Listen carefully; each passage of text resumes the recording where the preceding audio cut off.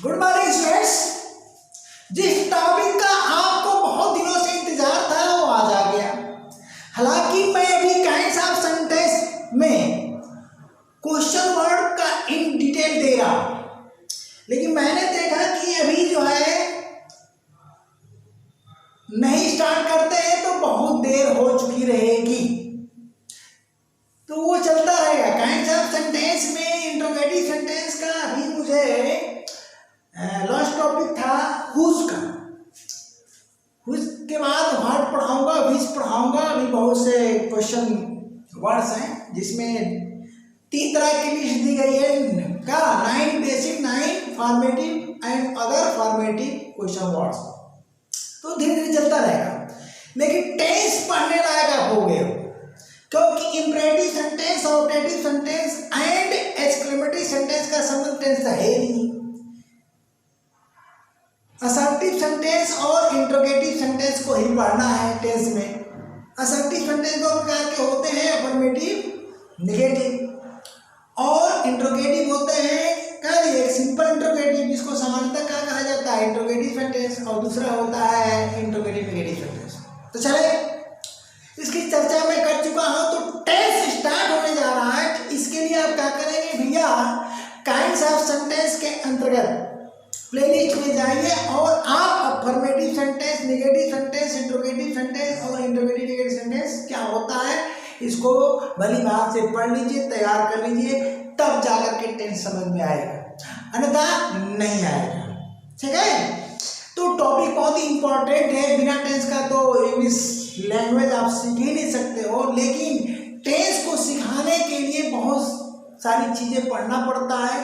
तो टेंस सीखने के लिए आपको नाउन का चैप्टर क्लियर होना चाहिए, प्रोनाउन का चैप्टर क्लियर होना चाहिए और आर्टिकल का। 3 चैप्टर्स तो बिल्कुल आपका क्लियर हो, यानी आप उस पर लगभग कमांड करते हो, तब तो टेंस आएगा। और एडिशनल में क्या है, पार्ट्स ऑफ सेंटेंस भी आपको जानना होगा, काइंड्स ऑफ सेंटेंस, यानी कुल मिलाकर के 5 चैप्टर्स हो जा रहे हैं। Noun, pronoun, article, parts of sentence and kinds of sentence. इतने चैप्टर जब आप पढ़े रहोगे, तैयार रहेगा, तो टेंस समझ में आएगा, अन्यथा नहीं आएगा। बाकी मॉडल, देयर, इट, ये सब अभी पढ़ने की आपको जरूरत नहीं है। टेंस के बाद आप देयर, इट का प्रयोग पढ़ लेना, मॉडल का पढ़ लेना, वॉइस पढ़ लेना, नरेशन पढ़ लेना।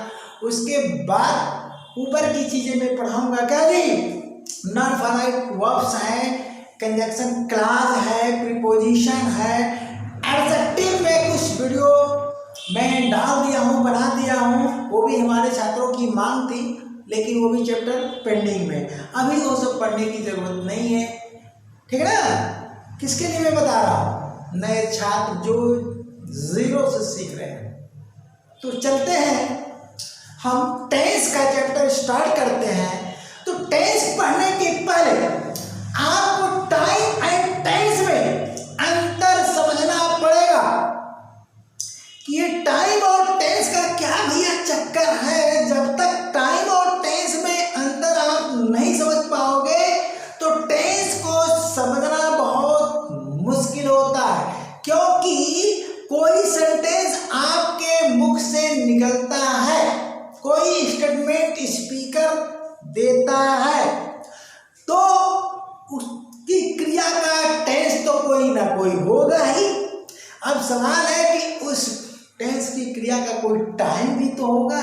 तो ध्यान देने वाली बात यह है कि टेंस जो आप यहां नाम दिया जाएगा, काइंड्स ऑफ टेंस पढ़ाया जाएगा, जरूरी नहीं है कि जो टेंस हो वही टाइम। कभी सेम हो सकता है और कभी डिफरेंट हो सकता है। तो इसकी चर्चा आज की क्लास में होगी। तो क्या करेंगे भाई, इसको बारीकी से समझेंगे। टेंस के पूर्व का यह सबसे इंपॉर्टेंट क्लास है। अगर आज का क्लास क्लियर कर लोगे तो टेंस बिल्कुल इजी हो जाएगा। शुरू करते हैं हम।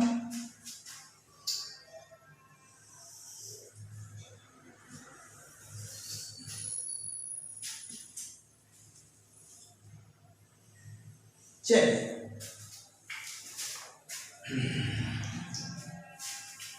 अब इधर मैं लिख देता हूँ क्या भैया, ट्रायंगल। हालांकि कैपिटल लेटर का मैं प्रयोग नहीं करता हूँ आपके लिए। बहुत से स्टूडेंट हमारे राइटिंग नहीं समझ पाते हैं यार, कहते हैं कमेंट में कि सर आपकी राइटिंग नहीं समझ में आती है। ये है लिखने का कैपिटल टी, और इसको काट दोगे तो ये हो जाएगा लिखने का कैपिटल एफ। समझ रहे हैं राइट बात? तो राइटिंग तो अभी हम मुश्किल है ना सिखाना, तो मैं तो यही लिखता हूँ, इतना तो आपको पकड़ लेना चाहिए, ठीक है ना। चलिए ये देखिए, अगर मैं के प्रिंट लेटर कैपिटल या स्मॉल लिखता हूँ तो कहीं जानबूझ कर लिखता हूँ, नहीं तो मेरी हैबिट में नहीं है, ठीक है। तो ये हुआ टाइम और ये हो गया आपका टेंस। चलिए दो कारण हमने बना दिया। अब एक एक चीजों को मैं डिफरेंशिएट कर दे रहा हूँ आज की क्लास में, ताकि कंफ्यूजन आपको खत्म हो जाएगा। अगर आप गूगल पर सर्च करोगे या बहुत से यूट्यूबर हैं उनको पढ़ोगे तो बिल्कुल परेशान हो जाओगे, बिल्कुल परेशान हो जाओगे। इसलिए एक सिंपल अंतर मैं बता दे रहा हूं और उस अंतर को आप समझो। वो अंतर क्या है? तो पहली बात फर्स्ट पॉइंट में यहां दे रहा हूं, ठीक है। हाँ, फर्स्ट पॉइंट में दे रहा हूं,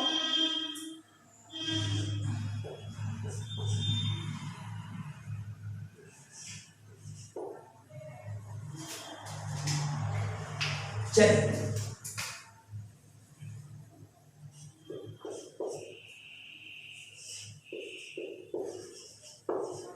time is a non grammatical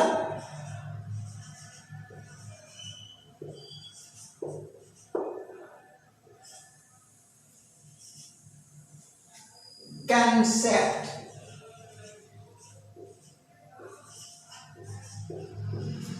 Time is a non-grammatical concept.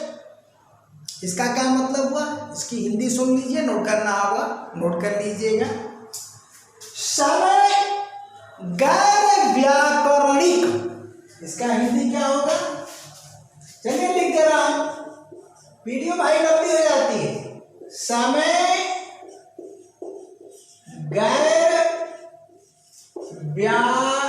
देखिए व्याकरण लिख लीजिए, ये हमने व्याकरण लिख दिया। ग्रामर का मतलब व्याकरण होता है और ग्रामेटिकल का मतलब हो जाएगा व्याकरणीय, व्याकरणिक यानी तो, और नाम का अर्थ हो जाएगा गैर। अव्याकरणीय भी कर सकते हैं, सॉरी व्याकरणीय नहीं, अव्याकरणिक भी कर सकते हो, अव्याकरणिक। तो समय गैर व्याकरणिक अवधारणा है, अवधारणा है, ठीक है।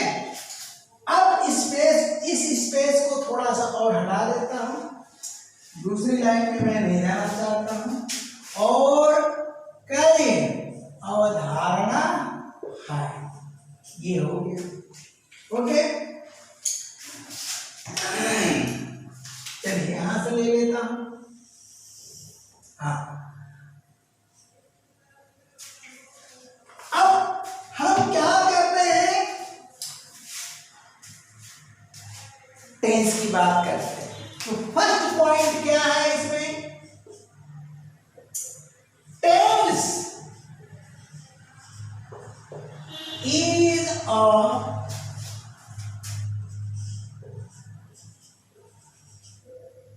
grammatical concept.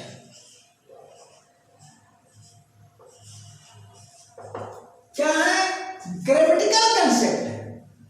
इसका मतलब ये देखिए, ब्लैक से लिख दिए गलती से, कोई बात नहीं, वैसे ब्लैक अच्छा लग रहा है। कॉल, इसका क्या मतलब है भैया? कॉल, इसका क्या मतलब है भैया? समय, काल,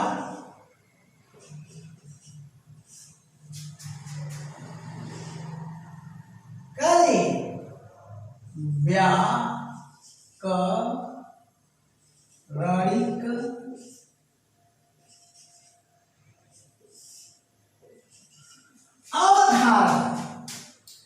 अवधारणा है।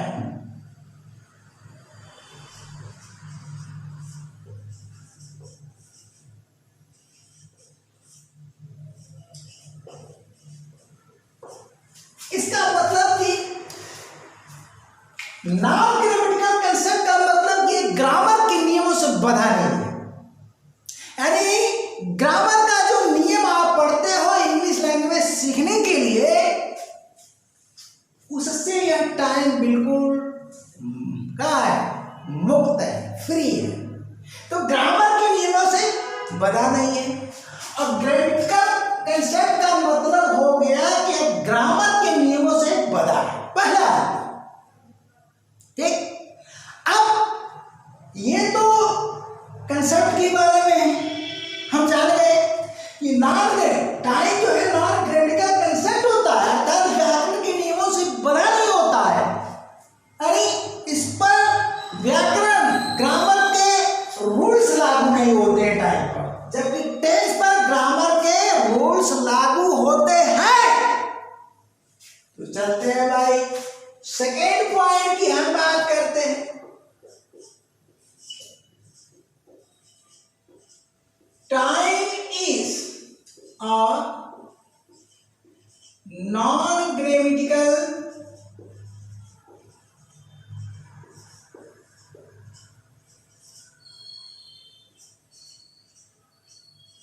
कंसेप्ट। आप सोचोगे कि आप गुरुजी उसी को उतार रहे हैं, नहीं, आगे देखो। Time is a non grammatical concept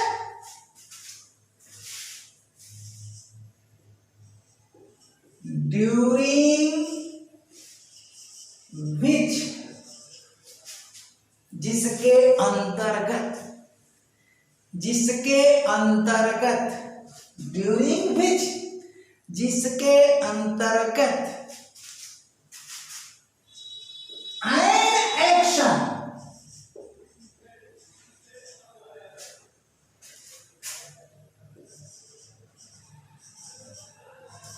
happens. देख, परेशान हो जाओगे, गूगल पर सर्च करोगे या और यूट्यूबर को पढ़ोगे तो भी परेशान हो जाओगे। ठीक ना भैया? क्या होगा? समय गैर व्याकरणिक अवधारणा है जिसमें एन एक्शन हैपेंस, कोई कार्य घटित होता है, कोई कार्य घटित होता है, यानी कोई कार्य संपन्न होता है। तो अर्थ क्या हो गया? समय एक लिख सकते हो, यहां पर हम नहीं लिखे कोई दिक्कत नहीं है, तो यहां लिख सकते हो। देखिए एक का लिखना बहुत जरूरी होता है। क्या समय एक यहां पर लिख लेना, यहां पर लिखना जरूरी नहीं था। समय एक गैर व्याकरणिक अवधारणा है जिसके अंतर्गत कोई कार्य घटित होता है। अर्थ लिख लेना, फिर से बोलते रहा। समय एक गैर व्याकरणिक अवधारणा है जिसमें कोई कार्य घटित होता है, अर्थात कोई कार्य संपन्न होता है, अर्थात कोई घटना घटित होती है। वो घटना क्या? उस घटना में कोई कार्य होगा। अब चलते यहां हम सेकेंड पॉइंट देते हैं। Tense is a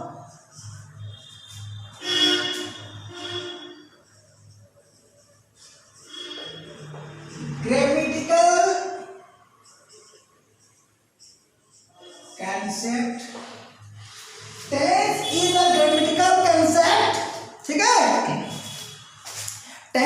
is a grammatical concept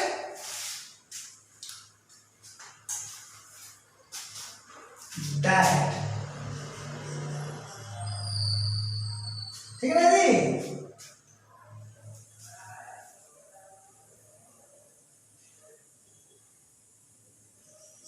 that shows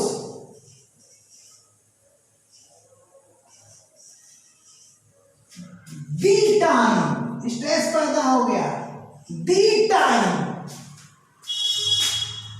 इसका अर्थ हो जाएगा उस समय को। Tense is a grammatical concept that shows the time,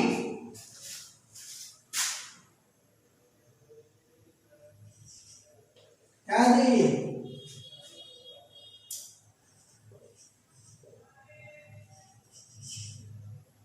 during which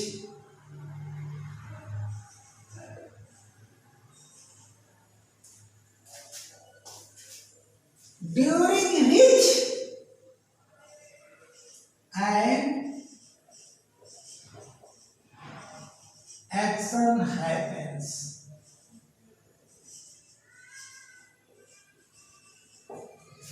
during which an action happens,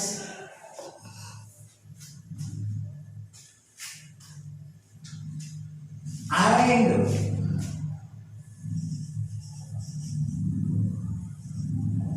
it, यहाँ एंड के बाद इट लिखना जरूरी नहीं है, आपको समझाने के लिए लिख दे रहा हूं। एंड इट या shows the state of action। अब देखिए भाई, अगर आप चाहते हो कि हिंदी भी लिखें और वीडियो भी छोटी हो तो संभव है, हिंदी बोल दे रहा हूँ, दिखा भी दे रहा हूँ आपको कैसे ट्रांसलेट किया जाता है। देखिए इधर तो डन हो गया। Tense is a grammatical concept, काल एक व्याकरणिक अवधारणा है। दैट सोच, पहले शब्द से चलिए, दैट सोच जो दर्शाता है, जो व्यक्त करता है, जो प्रकट करता है। अब सुनो, सोच का मतलब क्या क्या होता है। दी टाइम, जो उस समय को अभिव्यक्त करता है, उस समय को दर्शाता है, उस समय को प्रकट करता है। ड्यूरिंग विच, जिसमें कोई कार्य संपन्न होता है, कोई कार्य संपन्न होता है। यहां तक इसमें क्या अंतर है? टाइम क्या है? टाइम नॉन ग्रामेटिकल कंसेप्ट है, एक अवधारणा है जो हम परिकल्पना करते हैं। बहुत से लोग कहते हैं इसका संबंध सूर्योदय से या सूर्यास्त से होता है। अरे उससे क्या मतलब भैया, उससे क्या मतलब? प्रेजेंट टाइम क्या है? जो इस समय आपके साथ चल रहा हो। सूर्य तो उदय सुबह हुआ था, पास्ट टाइम बन गया, यानी टुडे में भी पास्ट टाइम है, प्रेजेंट टाइम है, और शाम तक जो घटना घटेगी क्या जी, फ्यूचर टाइम। अब कहोगे कि टुडे का क्या टाइम है, तो टुडे का टाइम तो क्या है, प्रेजेंट है, लेकिन आज जो एक्शन होगा भविष्य में उसका संबंध फ्यूचर टाइम से है, और जो हो चुका सुबह उसका संबंध पास्ट टाइम से है। और इस समय मैं आपको पढ़ा रहा हूं, पढ़ाने का जो एक्शन हो रहा है यह है प्रेजेंट टाइम। लेकिन एस्टरडे की जब बात करोगे तो वहां क्या होगा, सिर्फ और सिर्फ पास्ट टाइम, अतीत हो जाएगा, भूत समय हो जाएगा। और टुमारो की बात करते हो तो फ्यूचर टाइम। एक बात ध्यान देना,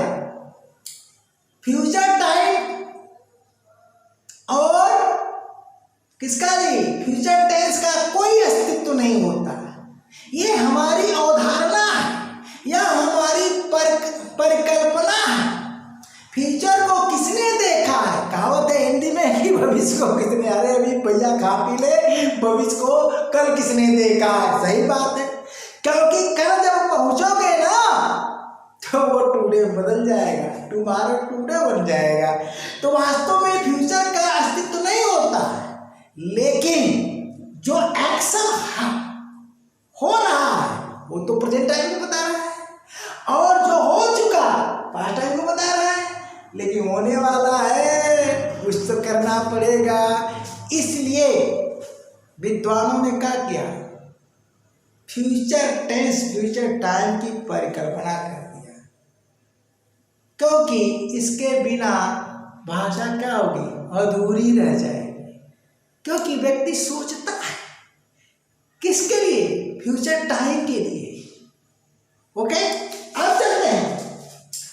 तो यहां कह रहा है कि टाइम और non grammatical concept during this action happens, यानी अव्याकरणिक या गैर व्याकरणिक अवधारणा है जिसमें कोई कार्य संपन्न होता है, यानी व्याकरण के नियमों से बना नहीं है। अब यहां क्या है कि टेंस एक ग्रामेटिकल कंसेप्ट है। क्या करता है, जो उस समय को व्यक्त करता है, उस समय को व्यक्त करता है जिसके अंतर्गत ड्यूरिंग विच कोई कार्य संपन्न होता है। अर्थात कार्य पास्ट टाइम में संपन्न होता है उसको बताएगा, प्रेजेंट टाइम में संपन्न हो रहा है इसको बताएगा, और फ्यूचर में क्या संपन्न होने वाला है, कौन सा कार्य होने वाला है उसको बताएगा। तो भैया बिना टाइम और टेंस के अंतर का आपको इंग्लिश लैंग्वेज नहीं समझ में आएगी, ठीक है। इसके अलावा ये क्या करता है, सॉरी यहाँ एंड लिखना था, गलती से की हो गया, एंड इट सोच, इट की कोई आवश्यकता नहीं है, एंड के बाद सब्जेक्ट रिपीट नहीं होता है। आगे कहते सब क्लास में सारी चीजें पढ़ाई जाएगी। कह रही देखिए बिना इट का काम हो जाएगा, और यह हिंदी में तो यह बोलोगे, इंग्लिश में नहीं लिखोगे। समझने के लिए मैंने लिख दिया और उसको क्या किया, अंडरस्टूड ब्रैकेट में कर दिया। और यह एक्शन के अवस्था, एक्शन के कार्य की अवस्था को व्यक्त कर। अब द स्टेट ऑफ एक्शन क्या है भाई, एक्शन तो होगा, एक्शन तो होगा जिस टाइम में होगा। ध्यान देना, एक्शन तो यहां देखो, टाइम क्या है जिसके अंतर्गत एक्शन होता है। अब वह action present time, past time, future time में होगा, भाई हो चुका हो या हो रहा है या होने वाला है, ये तो टाइम हो गया। लेकिन सवाल यह है कि उस टाइम का पता कैसे चलेगा, तो बिना टेंस का पता ही नहीं चलेगा। क्यों? क्योंकि यार टाइम नॉन ग्रामेटिकल है, तो नॉन ग्रामेटिकल कंसेप्ट है, तो उस टाइम को हम कैसे समझेंगे? तो इसीलिए टेंस का सहारा लिया गया। किसका सहारा लिया गया? टेंस का सहारा लिया गया। तो टेंस क्या करता है? टाइम को व्यक्त करता है, टाइम को यानी उस टाइम को व्यक्त कर देता है। यहां पे अभी कोई घटना किसी समय में होती है, ये कंसेप्ट है, तो वह टाइम क्या होगा? Present time, past time, future time. लेकिन टेंस तो भैया एक कदम आगे निकल गया, करे इतने से काम नहीं चलेगा, तुम तो टाइम हो, लेकिन मैं क्या हूं? तुम्हारे बारे में बताने वाला हूं, सब कुछ बताऊंगा। क्या बताऊंगा? कि भैया एक्शन हुआ इस टाइम में, देखिए प्रेजेंट टाइम में, पास्ट टाइम में, या फ्यूचर टाइम में, ये टेंस बताएगा। ओके, अब चलिए आगे टेंस क्या करेगा, पास्ट टाइम में कार्य की अवस्था बताएगा, द स्टेट ऑफ एक्शन। अब कार्य की अवस्था क्या होगा भैया, तो कार्य की अवस्था का मतलब समझिए, वह कल बाजार जा रहा था, ये क्या है, एक स्टेट ऑफ एक्शन है, जा रहा था। अब वह कल बाजार गया था, ये दूसरी स्टेट। मैं कल समय से खाना खा लिया था, ये तीसरा स्टेट चेंज करता है। यानी द स्टेट ऑफ एक्शन का पता भी टेंस से ही चलेगा, टाइम से नहीं चलेगा। अब एक बार में पूरा ट्रांसलेशन सुनिए और नोट कर लीजिए। काल एक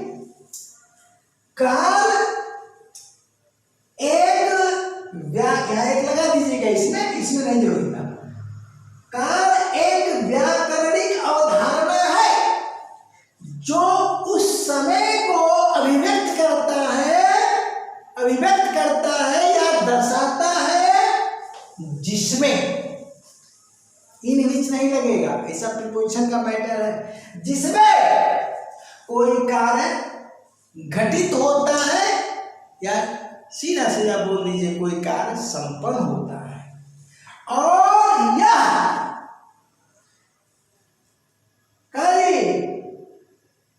कार्य की अवस्था को यहां पर द लगा दे, ग्रामेटिकली ये रॉन्ग हो रहा है, यहां काम तो चल जाएगा लेकिन ग्रामेटिकली रॉन्ग हो रहा है। देखिए the state of the action, अब क्या अर्थ होगा, और उस कार्य, आर्टिकल है, उस कार्य, the state of the action, the state of the action पढ़ेंगे, यहां पर आप द पढ़ोगे, यहां पर स्टेट नहीं है, तो दी हो गया तो उस हो जाएगा, आर्टिकल का चैप्टर पढ़ो तो, और उस एक्शन की अवस्था को अभिव्यक्त करता है।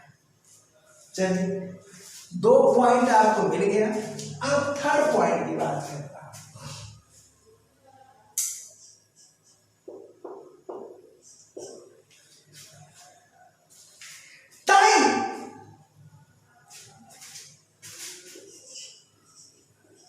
Time is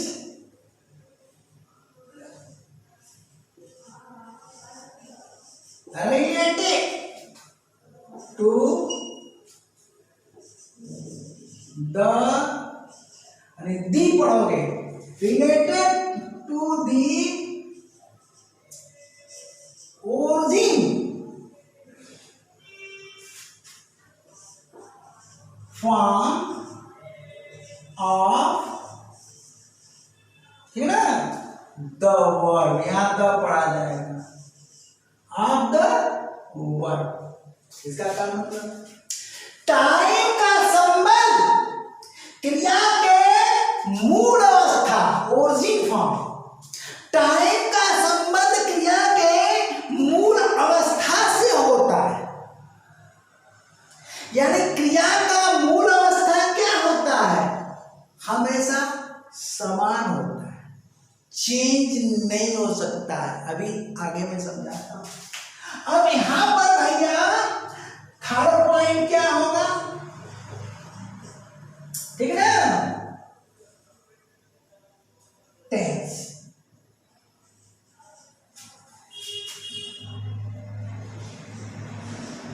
tense is not related to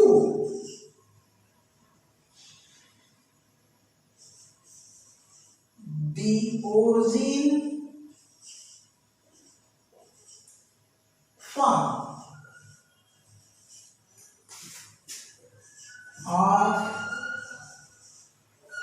the verb.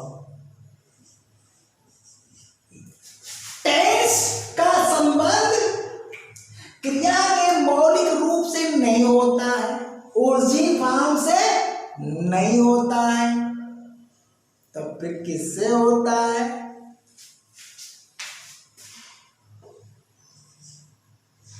It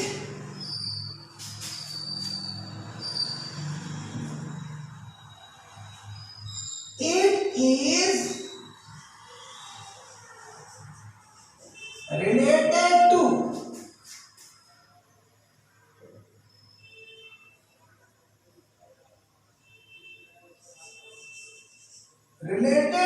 the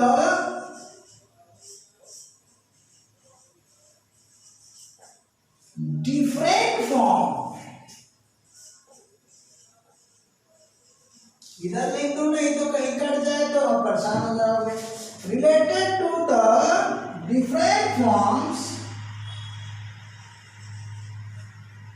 of the origin form.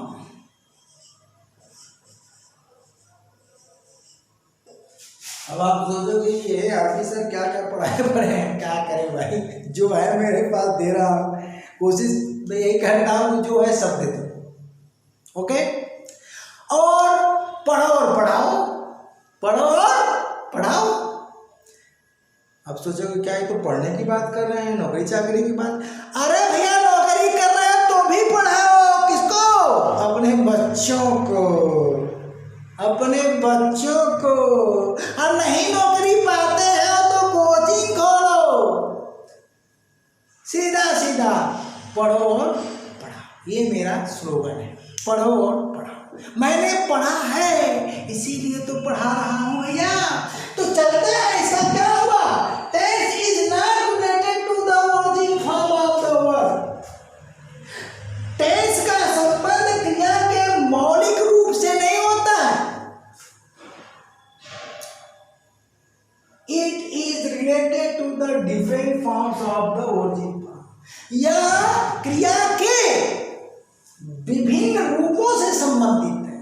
अब आप सोचोगे कि ये कहाँ से आ गई नई बात, तो सुनो कि कोई व्यक्ति तुमसे पूछता है कि पढ़ना की इंग्लिश बताओ। कोई व्यक्ति तुमसे पूछता है कि पढ़ना की इंग्लिश बताओ, तुम तुरंत बोलते हो रीड। सही, पढ़ना, पढ़ धातु है और ना उसमें लगा है, अरे धातु प्लस ना ही तो ओरिजिन फॉर्म है। तो जब तुम कहते हो कि रीड, रीड मीन्स पढ़ना, तो रीड ओरिजिन फॉर्म हो गया। और यह होता है बेयर इन्फिनिटिव। लेकिन मैं तो रीड नहीं बताता हूं, ना मेरा स्टूडेंट बताता है। मैं तो ये सिखाता हूं कि टू रीड बताया करो, टू रीड बताया करो। वहां भी आएगा टू रीड मीन्स पढ़ना धातु प्लस ना, और रीड मीन्स भी पढ़ना धातु प्लस ना। तो टू रीड क्या हुआ? इन्फिनिटिव। और रीड क्या है? Bare infinitive. यह इन्फिनिटिव और बेयर इन्फिनिटिव दोनों ही क्रिया का ओरिजिन फॉर्म्स। अब फॉर्म्स ऑफ वर्ब की अगर आप चर्चा करते हो, नेक्स्ट एक क्लास ले लूंगा, तो भैया कोई 4 पढ़ाता है, कोई 5 पढ़ाता है, कोई 6 पढ़ाता है, तो मेरा भी क्लास ले लेना, एग्जाम्पल सही समझा दूंगा। फिर कोई कंफ्यूजन इंग्लिश लैंग्वेज में नहीं रह जाए। ओके, तो चलते हैं हम। टाइम का संबंध होता है ओरिजिन फॉर्म। हाँ, तो चर्चा को यहां से हम पूरा करते हैं। टाइम का संबंध ओरिजिन फॉर्म। अरे भैया तू वो मीन्स जाना या वो मीन्स जाना, ध्यान देना। तो जाना नहीं चेंज हो सकता है, चाहे पास्ट टाइम होगा, चाहे प्रेजेंट टाइम होगा, चाहे फ्यूचर टाइम होगा। जाना से आना नहीं बन सकता है, जाना से पढ़ना नहीं बन सकता है। यही तो है ओरिजिन फॉर्म।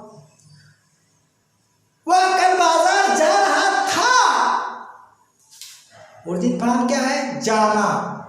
लेकिन डिफरेंट फॉर्म क्या है? गोइंग। गोइंग यहाँ आ गया, जिसका संबंध टेंस से है। ठीक है भैया? तो अब बताओ, जाना है कि नहीं?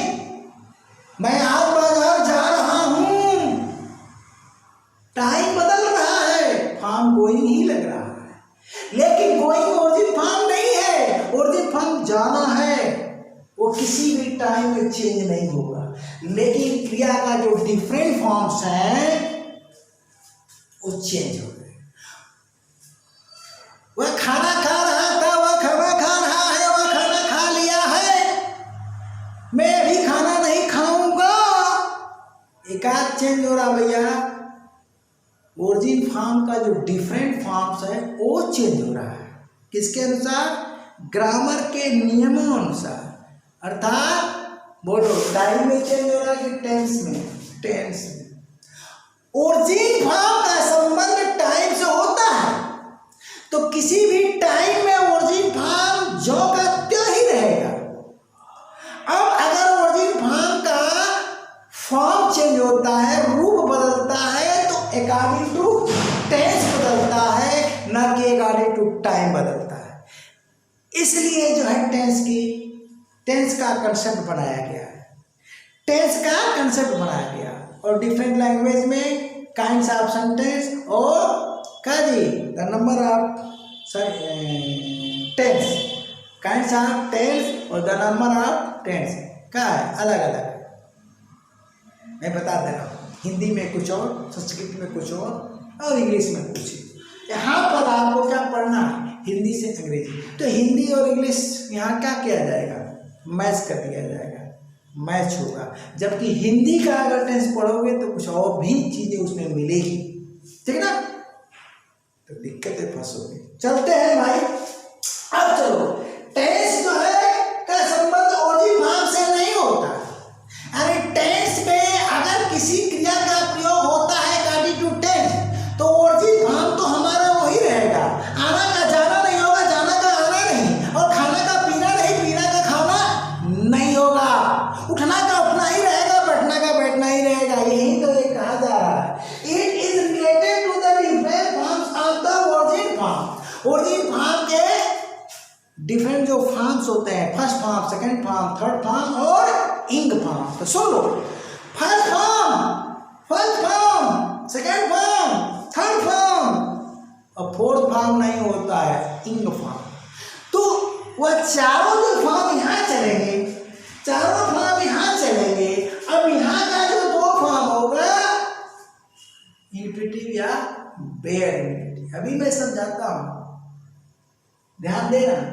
तो इन्फिनिटिव का प्रयोग भी मेन वर्ब के स्थान पर होगा, केवल मॉडल ऑट के साथ और यूज्ड के साथ। अन्यथा पूरी इंग्लिश लैंग्वेज में उसका मेन वर्ब के स्थान पर प्रयोग होता ही नहीं है। जबकि बेयर इन्फिनिटिव का प्रयोग होगा, बेयर इन्फिनिटिव का प्रयोग होगा। टेंस के अनुसार कहाँ होगा? आवाज ही थोड़े सब जान जाओगे। कुछ लोग गो को जो है फॉर्म बना देते हैं और बोझ को भी एक बना देते हैं। बिल्कुल रॉन्ग है। अगर गो सिर्फ गो ओरिजिन फॉर्म है जो बेयर इन्फिनिटिव है, फर्स्ट फॉर्म, क्रिया का फर्स्ट फॉर्म ही जो है बेयर इन्फिनिटिव के रूप में क्या होता है? ओरिजिन फॉर्म होता है। और उसमें टू लगाओगे तो वह इन्फिनिटिव हो जाता है। अब गो में ईएस जोड़ोगे तो गो जो उसका सिंगुलर होता है, क्योंकि कोई भी क्रिया, किसी भी क्रिया का ओरिजिन जो फॉर्म होता है, फर्स्ट फॉर्म अर्थात बेयर इन्फिनिटिव ऑलवेज प्लूरल होता है। तो प्लूरल से जब सिंगुलर बनाओगे तो उसको फॉर्म की गिनती कर दोगे? नहीं, बिल्कुल गलत। यूट्यूब पर वो लोग पढ़ाते हैं, अज्ञानी लोग लग चुके हैं, वीडियो मेकर लग चुके हैं। हम तो ये कहेंगे कुत्तों की तरह वाह वाह वाह वाह वाह वाह वाह। अरे पहचान लेना, जो भी आकर भौंकना शुरू करिए ना तो समझो कि ये कुत्ता है, अरे वीडियो मेकर है। ऐसे चैनल से तो आप दूर रखें अपने आप को। मैं बता दे रहा हूँ, मैं सीधा सीधा बोलता हूँ, हो सकता है मेरी बात आपको अच्छी ना लगे। ठीक है ना? तो आप चलते हैं हमारे आगे चलने के पूर्व तो फिर हमको मिटाना पड़ेगा ना, तो मिटा देता हूँ।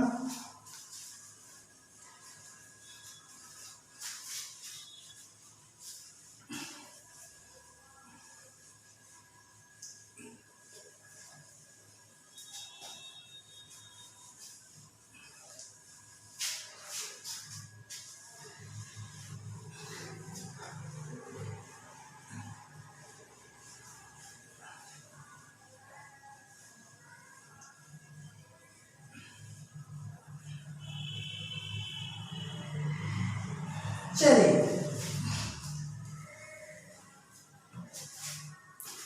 अब फोर्थ पॉइंट, तीन तो आप पढ़ लिए। फोर्थ पॉइंट में क्या जी, पूरी दुनिया में, पूरे संसार में तीन ही टाइम है भाई। इसका संबंध तो ग्रामर से बता ही नहीं है। तीन ही टाइम है। जिस एक्शन के संपन्न होने का समय बीत गया हो वो पास्ट टाइम, और जो आपके साथ अतीत के साथ, देखिए बीता हुआ अतीत, जो कार्य आप कर चुके हैं उसका टाइम पास्ट टाइम हो गया। जो कार्य आप इस समय कर रहे हैं प्रेजेंट टाइम हो गया। और जो कार्य आगे करने वाले हैं, आपके दिमाग में प्लान चल रहा है कि मुझे तैयारी करनी है, सही सीजन निकालना है, जो योजनाएं आप बनाए हो, करने वाले हो, जो हो चुका है काली, जो कार्य हो चुका है उसके लिए किस टाइम में, जिस टाइम में, उस समय क्या होगा, पास्ट टाइम। जो कार्य आप कर रहे हो रहा है, वो कौन सा टाइम है, प्रेजेंट टाइम। जो कुछ करने वाले हो, फ्यूचर टाइम। तो टाइम तो तीन ही हो गए। क्या जी बोलो, टाइम देखिए, टाइम्स और थ्री टाइम्स। कहा, पूरे संसार में, पूरे अभी टाइम, टाइम्स तीन प्रकार के होते हैं। वास्तव में time is of three types लिखना चाहिए। क्या लिखना चाहिए, time is of three types. तो ये क्योंकि देर का हमने प्रयोग नहीं किया तो इज लगेगा। ये सब ग्रामेटिकल मिस्टेक आप कर सकते हैं, जैसा कि यहाँ हो गया। तो time is of three types, three types. अरे यार क्या, हाँ थ्री टाइम्स। रुक जाइए, थोड़ा पानी पी लेते हैं। प्यास रोक करके भैया पढ़ाना पड़ता है, समझे।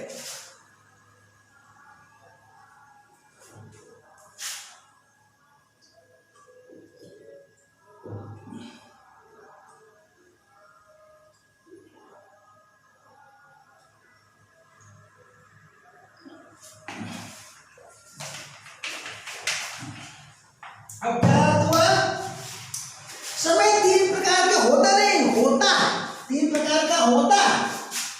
पहला क्या होगा भैया, प्रेजेंट, प्रेजेंट टाइम। अब आप यहां कामा दे दीजिए, आप ऐसे सीक्वेंस में लिखिएगा। सेकेंड क्या हो गया, सॉरी पास्ट टाइम,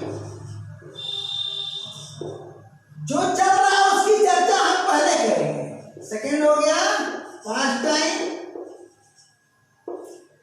एंड कर दीजिएगा, एंड तीसरा थर्ड हो गया फ्यूचर टाइम।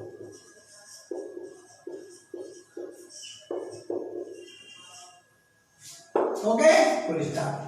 तो time is of 3 types, full stop की जरूरत नहीं है कोई है, तो हेडिंग है 3 टाइम, प्रेजेंट टाइम जो चल रहा है, जो बीत चुका, past time and future time जो आने वाला है। अब चलिए आप जो है इसमें आइए टेंस, फोर्थ पॉइंट। तो यहां सुन लीजिए, इंग्लिश लैंग्वेज में कुल कितने टेंस होते हैं, बोलिए।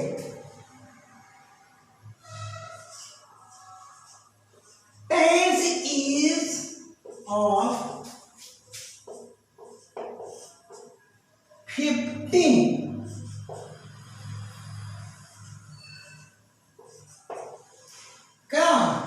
टाइप्स।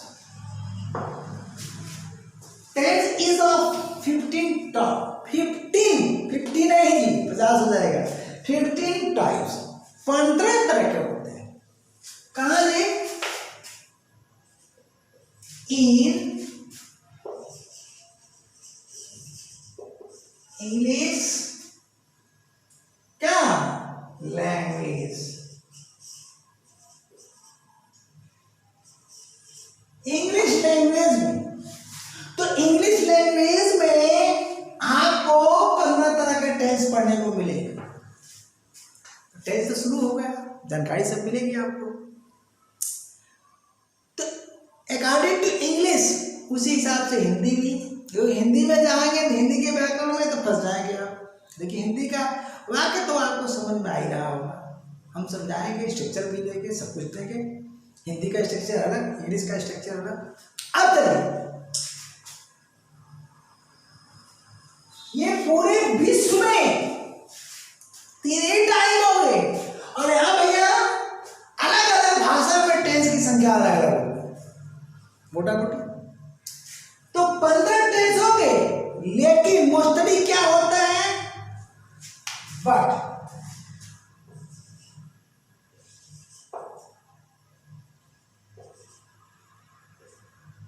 क्या, बट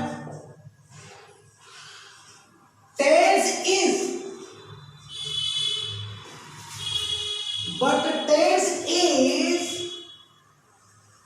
मेनली, मुख्य रूप से, but tense is mainly of 3 types. 3 ही तरह की वीडियो होते हैं। जिस तरह से 3 टाइम होता है, तो एक्शन किसी ना किसी टाइम में होगा, present time, past time, future time. तो टेंस भी तो 3 ही रहना चाहिए। तो टेंस क्या है, बताएगा कि एक्शन किस टाइम हो रहा है। तो टेंस का भी जो टाइप्स होंगे या काइंड्स होंगे, 3 ही रहते हैं मेनली। कौन कौन भैया? फर्स्ट प्रेजेंट टेंस, कॉमा दे दीजिए।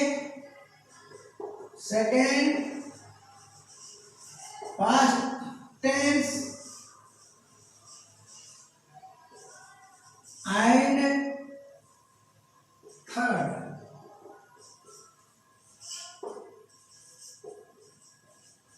Future tense. ठीक है, अब देखिए, मेरा अगर क्लास आप लेते हो तो हर दिन नई चीज मिलेगी। कोई ऐसा क्लास ही नहीं जिसमें मैं नई चीज न दूं। ऐसी चीज परोसूंगा जो कभी न सुने हो न कभी पढ़े।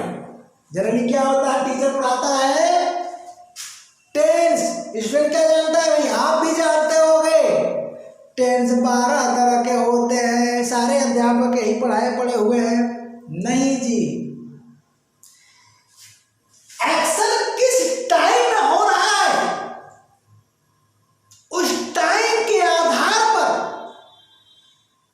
टेंस का नामकरण होगा। कान खोल के सुनो, एक्शन प्रेजेंट टाइम में हो रहा है, टेंस क्या करता है, यही तो करता है कि एक्शन किस समय में हो रहा है उसी को तो बताता है भैया। बोलो एक्शन हो रहा है प्रेजेंट टाइम में, अगर प्रेजेंट टाइम में होने वाले एक्शन को यह बताएगा तो प्रेजेंट टेंस कहलाएगा। अगर पास्ट टाइम में होने वाले एक्शन को अगर ये दर्शाता है भैया तो पास्ट टेंस कहलाएगा। अगर फ्यूचर टाइम में होने वाले टेंस को यह दर्शाता है तो फ्यूचर टेंस कहलाएगा। अब यह कार्य के स्टेट को बताता है, अवस्था को।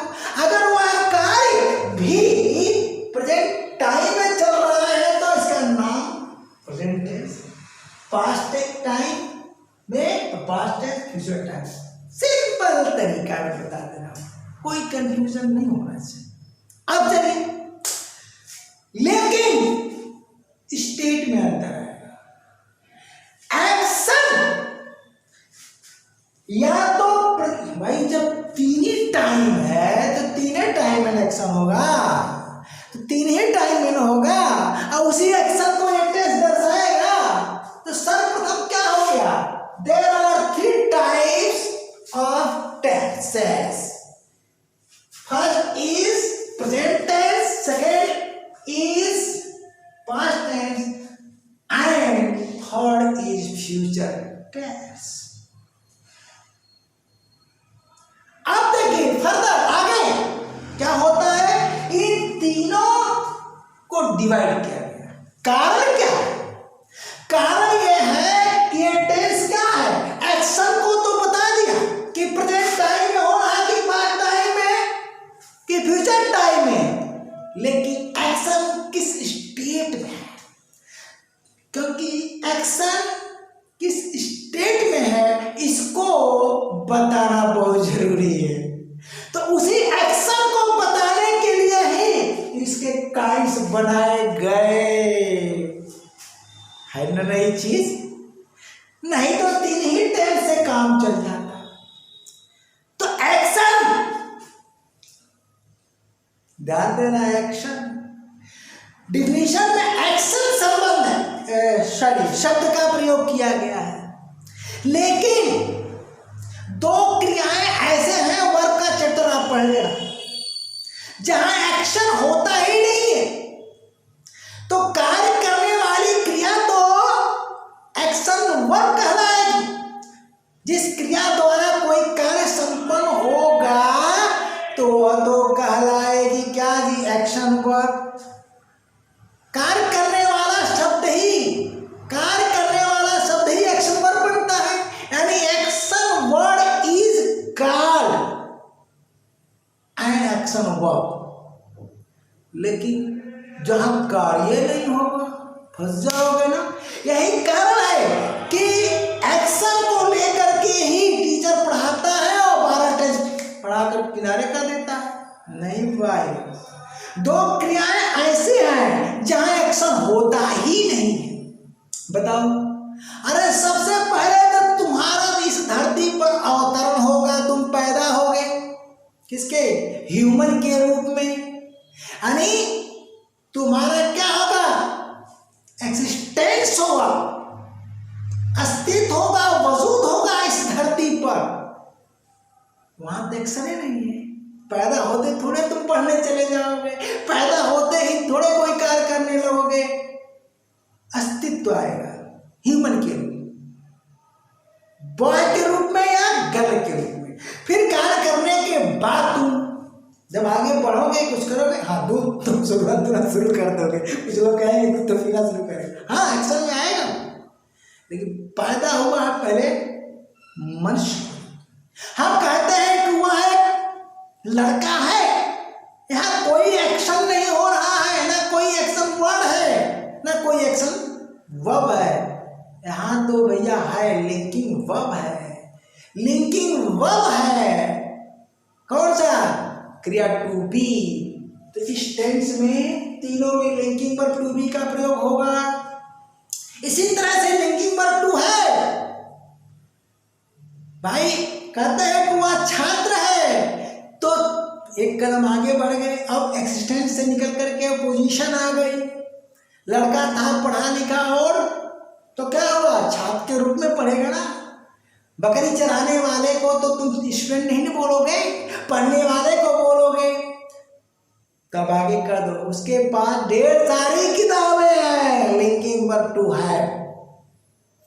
तो टू बी और टू हैव का प्रयोग यहीं पर होगा मुन्ना, इसलिए इन तीनों टेंस का अस्तित्व रहेगा, काउंटिंग होगी।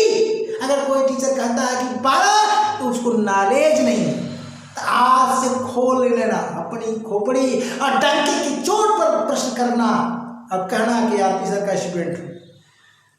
एक्शन वर्ब की बात, सिर्फ एक्शन। तो यहाँ भी टेंस में एक्शन वर्ब तो मैंने दे दिया आपको समझाने के लिए, सुविधा के लिए, लेकिन यहाँ पर एक चीज एक्स्ट्रा आ गई, वहां मैं लिखना उचित नहीं समझा, नहीं तो आप समझ ना पाते।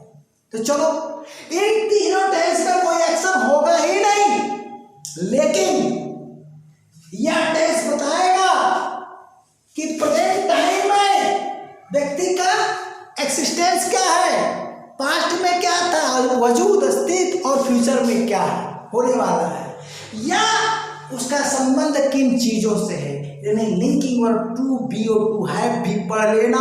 टेंस का चैप्टर शुरू हो गया है, वर्ब का चैप्टर बिल्कुल क्लियर करो, तब जाकर आपको टेंस समझ में आएगा। तो फर्दर क्या हो गया, बोलिए, 4 हो गए, बोलिए। अरे फर्दर क्या होगा भैया, अरे इसके 4 प्रेजेंट, क्यों, अब इसमें टेंस शब्द बाद में चला जाएगा, इसमें बीच में आएगा क्या, इसके काइंड्स।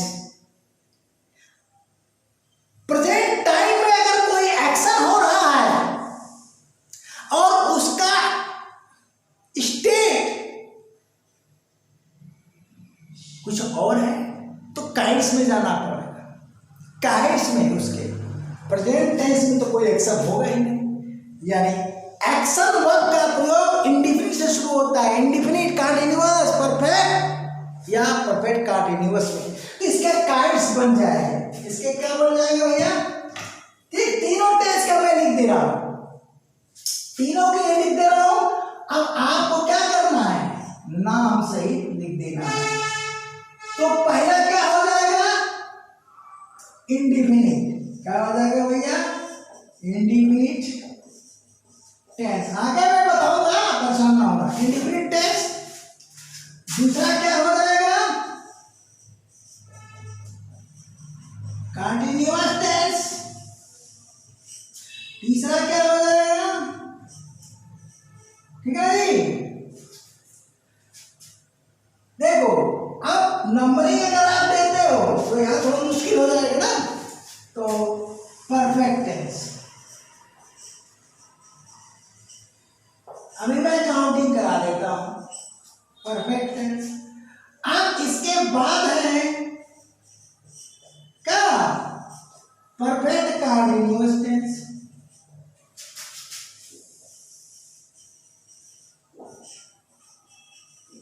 ओके,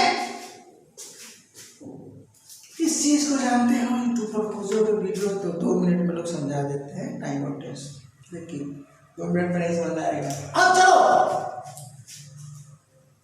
ये जो 4 काइंड्स हमने बताया, indefinite tense, continuous tense, perfect tense, 2 बार लिख गया, ठीक है ना। और क्या जी, परफेक्ट कंटीन्यूअस, ये तीनों के लिए रहेगा। तो टेंस हो जाएगा दादा, टेंस हो जाएगा दादा, और इस दादा यानी ग्रैंडफादर, और इसके जो है 3 सन्स हो गए, प्रेजेंट टेंस, पास्ट टेंस और फ्यूचर टेंस, और इन तीनों के 4 सन्स होंगे। तो दादा के लिए क्या हो जाएंगे, ग्रैंड सन्स हो जाएंगे, ध्यान देना। तो दादा की उम्र तो भैया बीत जाएगी, अब 150-200 साल थोड़े जिएंगे, मर जाएंगे, लेकिन खानदान का नाम इन्हीं के नाम पर चलता है, इन्हीं के नाम पर चलता है। समझ गए कि नहीं, सरनेम उन्हीं का चलेगा, सरनेम लास्ट में लगाया जाता है, सरनेम कहाँ लगाया जाता है, लास्ट में। तो दादा भी बढ़ जाएंगे लेकिन वजूद रहेगा।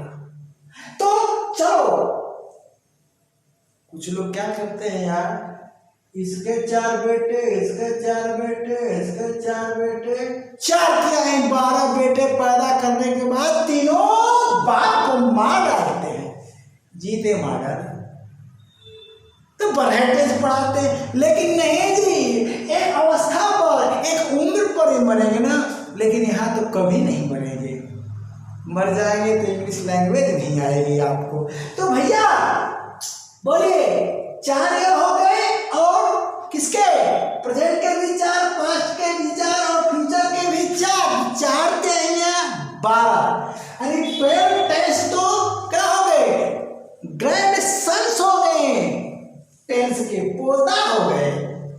अब 3 अभी बेटे इसके जीवित हैं, तो 12 और 3 15 टेंसेस। तो कुल संख्या कितनी हो गई बोलो, तो कुल संख्या हो गई आपकी, ये देख लो 15 टाइप, तो हो गए 15 टेंसेस। यही तो आगे आपको पढ़ना है, ठीक ना। तो क्या होगा, कल थोड़ा फॉर्म ऑफ वर्ब की हम चर्चा कर देंगे, ठीक है ना। वर्ब के चैप्टर में तुम्हें पढ़ाया हूं, फिर भी चर्चा कर दूंगा, उसके बाद काइंड्स ऑफ सेंटेंस पढ़ाऊंगा। लेकिन अभी तो टाइम और टेंस का पूरा हुआ ही नहीं, पूरा करता हूं मैं।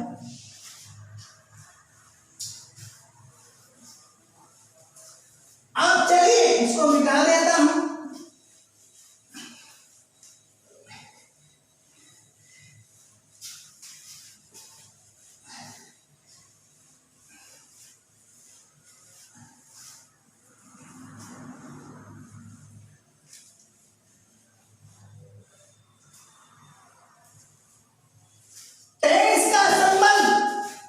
क्रिया के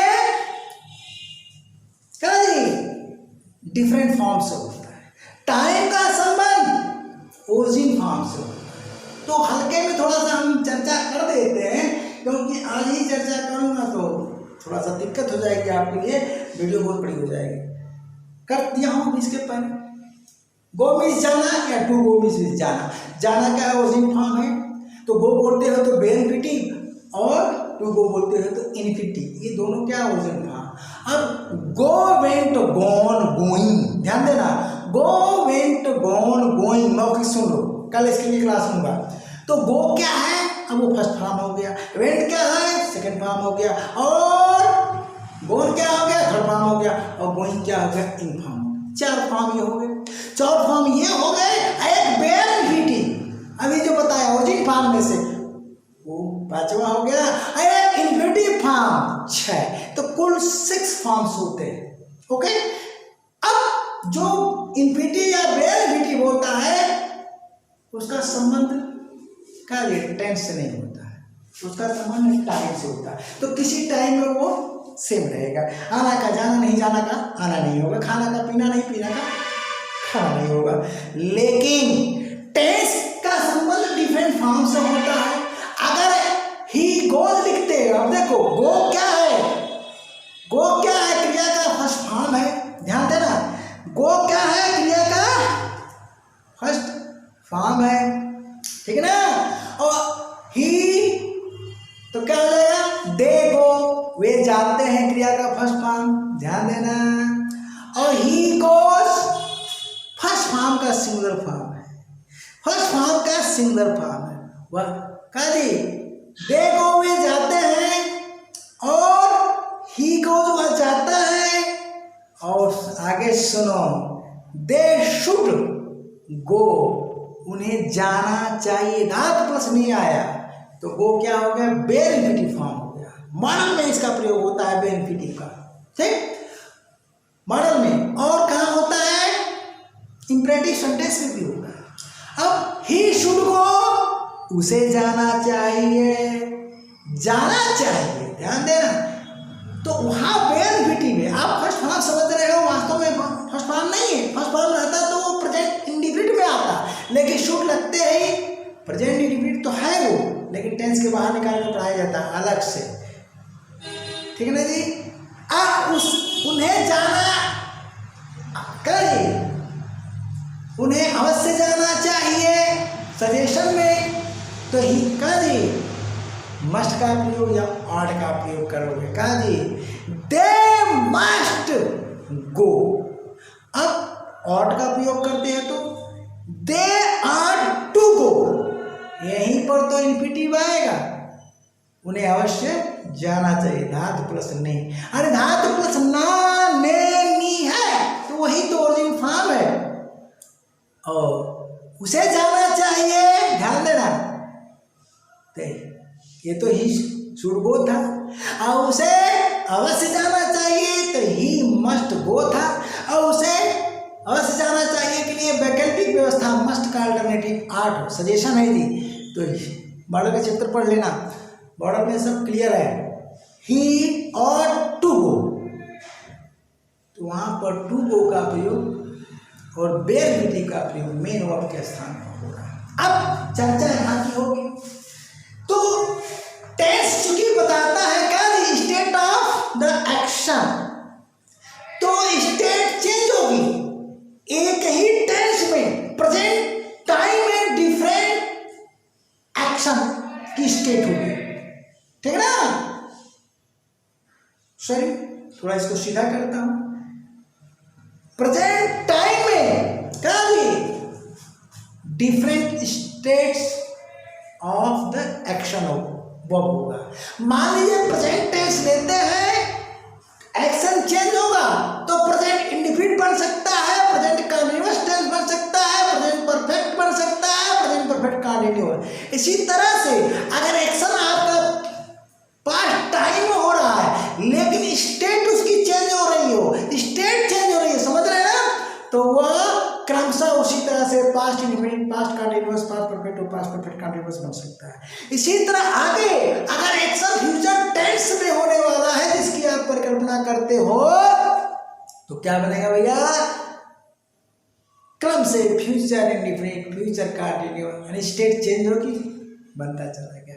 तो ये जो डिफरेंट टेंसेस बने हुए हैं ये स्टेट को ही दर्शाते हैं, किसका जी, एक्शन के स्टेट से। यही कारण है कि इंडिफिनिट टेंस से एक्शन वह आता है, वह जाना, खाना, पीना, लड़ना है, पढ़ना, ये सब का एक्शन वर्ब है, लेकिन वह एक अच्छा छात्र है, एक्शन वर्ब नहीं है, उसके पास ढेर सारी किताबें हैं, एक्शन वर्ब नहीं है। इसके लिए आपको वर्ब के क्षेत्र में जाना पड़ेगा, लिंकिंग पर पढ़ना पड़ेगा, टू बी और टू हैव पढ़ना पड़ेगा, और एक्शन वर्ब पढ़ना पड़ेगा, तब मेरा इंग्लिश लैंग्वेज आपको समझ में आएगा, तब आप इंग्लिश लैंग्वेज सीख सकते हो।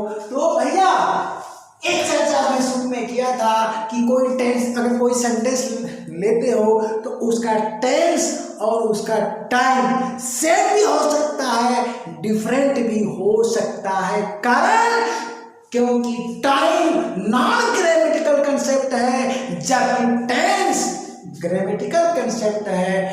यही कारण है ये सेम या डिफरेंट हो सकते हैं। चलते हैं फॉर एग्जाम्पल, आप देखिए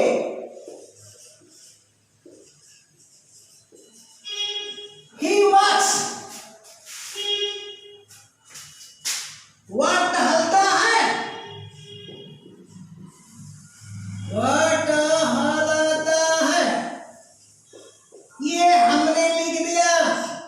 तो भैया टेंस लिख लो, अभी टेंस पढ़े नहीं हो फिर भी इतनी बात तो समझते हो बचपन से।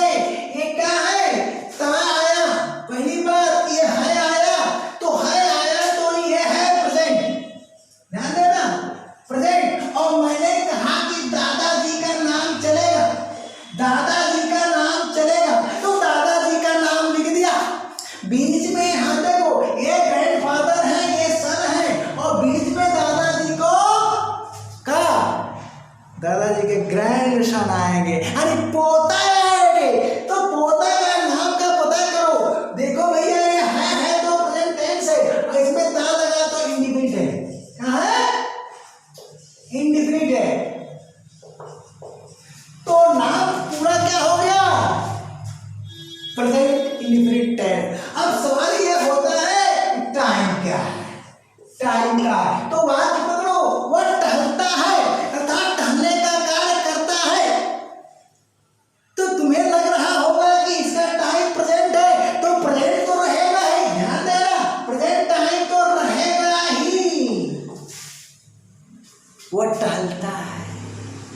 क्या जी, आज ही टहल रहा नहीं है, टहलता है, यानी टहलने का कार्य करता है। तो बताओ कल टहला था, यस, आज टहला है सुबह, यस, और कल फ्यूचर में यानी आने वाला कल भी आएगा जिसमें वो टहलेगा। तो क्या हो गया, पास्ट एंड फ्यूचर टाइम। तो भैया ये तीनों टाइम लग गए, देखे तीनों टाइम लग गए। तो टेंस तो आपका क्या है, अरे भैया टेंस तो आपका सिर्फ प्रेजेंट इंडेफिनिट है, लेकिन टाइम आपका देख रहे हैं ना, तो स्टेट बदल रहा है, एक्शन तीनों टाइम में हो रहा है, एक्शन तीनों टाइम में हो रहा है भैया। ओके, अब चलिए अगर हम कहते हैं वह टहल रहा है, वह टहल रहा है, तब क्या करोगे आप, वह टहल रहा है। तो देखो, अरे टेंस ठोको भाई, टेंस पुत्र का नाम, दादाजी के पुत्र का नाम लिख दो ना, है तो लिख दिया प्रेजेंट, ठीक। अब दादाजी के पोते का नाम लिख दिया तो रहा कंटिन्यूअस, क्या कर दिया, कंटिन्यूअस। अब साथ में दादाजी का नाम लगा लो, यही तो फैमिली का जी साइन है, सरनेम है, दादाजी लगे रहेंगे, लगे रहेंगे, लगे रहेंगे, दादाजी अच्छा काम करके गए होंगे। तो चलो भैया, अब यहाँ देखो क्या हो गया, वो टहल रहा है, यहाँ का जो टाइम है सिर्फ प्रेजेंट टाइम, क्या है, प्रेजेंट टाइम। अब चलो, वह कल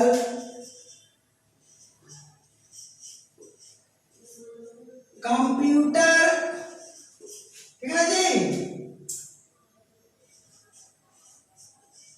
खरीद रहा है।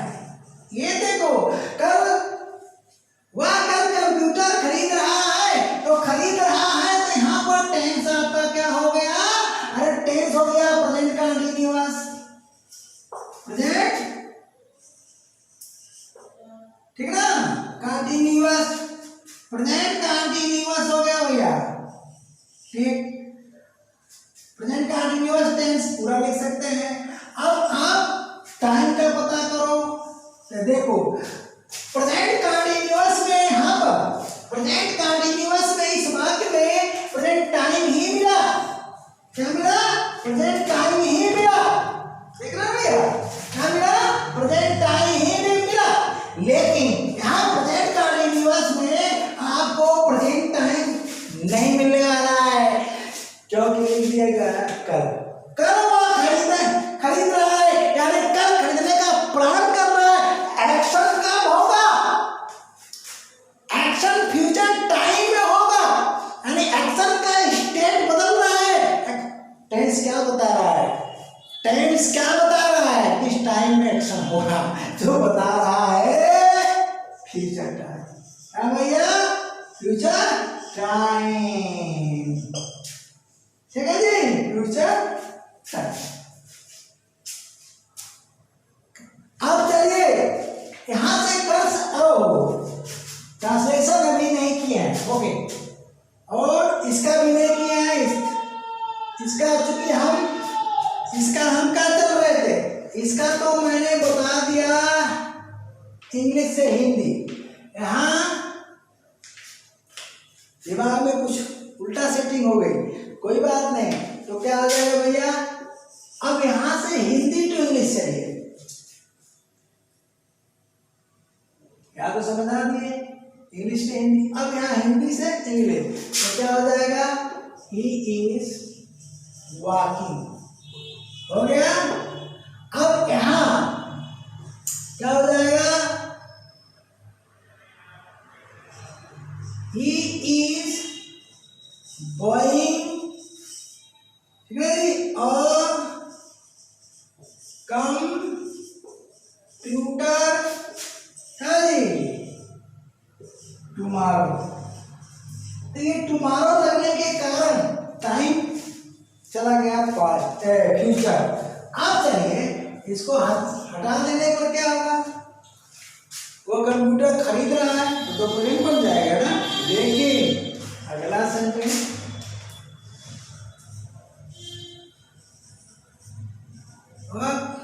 कंप्यूटर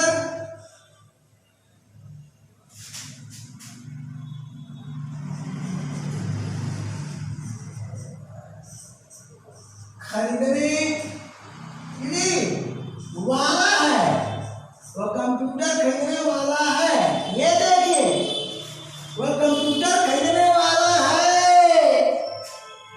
लो भैया एक्शन वर्ब खत्म है, देखिए एक्शन वर्ब है दूसरे स्पेशल स्ट्रक्चर दे दिया। खरीदने का काम तो होगा यहाँ भैया, ये देखिए खरीदने वाला है, धातु प्लस ना आ गया, धातु प्लस ना आ गया तो बहुत बड़ी पेज लगा दिया, तो पेज तो लगती रहेगी। ये भैया धातु प्लस ना आ गया, धातु प्लस नहीं क्या आ गया, यानी ना नहीं कोई आएगा तीनों में से, ना ने नी में से कोई भी आएगा, तो धातु प्लस ने आ गया। तो ये देखिए कि वेयर इंफिनिटिव बनता है कि इंफिनिटिव बनता है। तो ये देखिए वेयर इंफिनिटिव अथवा इंफिनिटिव होता है, ये मौखिक सुनिए, लेकिन यहाँ क्या बनेगा, इंफिनिटिव बनेगा। क्या बनेगा, इंफिनिटिव बनेगा। और ये क्या है भैया, सिर्फ आया है, टेंस के किसी भी काइंड की कोई पहचान नहीं आई है, न ताते आया, न रहा रही आया, न चुका चुकी आया, न समय के साथ रहा रही। तो टाइम्स में तो आप जाओगे नहीं, जब टाइम्स में नहीं जाओगे तो इसका मतलब क्या हुआ, अरे भैया टेंस हो गया प्रेजेंट टेंस, टेंस क्या हो गया प्रेजेंट टेंस, ध्यान देना। अब सर्वप्रथम इसी को देखना है, अंतिम शब्द को देखना है। अब अंतिम शब्द को लिख करके यहाँ गैप छोड़ देना है, यहाँ गैप, लेकिन यहाँ गैप छोड़ने की जरूरत नहीं है, जैसा कि मैं इधर किया हूँ। अब इसके बाद पहले वाले शब्दों को देखना है, ताते दी, रहा रही, चुका चुकी या समय के साथ रहा रही है, तो टेंस का नाम लिख देना है। सिंपल वे है टेंस को पहचानने का।